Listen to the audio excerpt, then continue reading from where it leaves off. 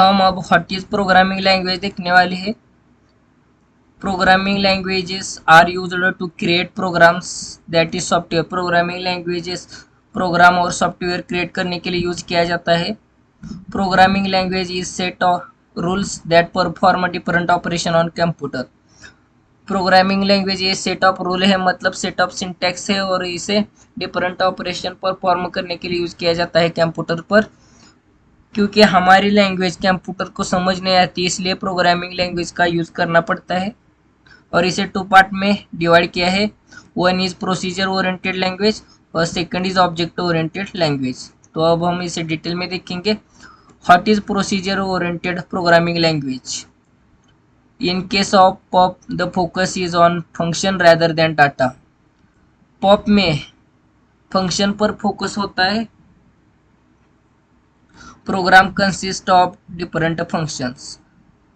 POP में program different functions consist करते हैं। Communication is done between functions, that is one function can send data to another function.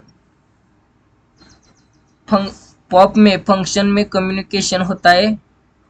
One function दूसरे function को data send करता है। Data is not hidden, that is data is easily accessed outside the world. POP में data hide नहीं किया जाता है, इसलिए data easily outside the world access होता है। POP is also called functional programming. POP का मेन फोकस फंक्शन पर होता है, इसलिए इसे फंक्शनल प्रोग्रामिंग भी कहते हैं।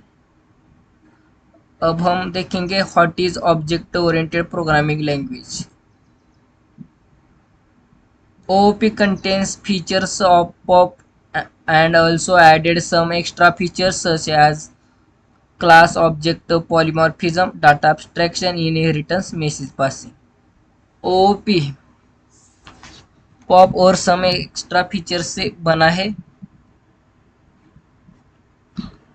और ये extra feature class object polymorphism, data abstraction, inheritance और मैसेज पासिंग है।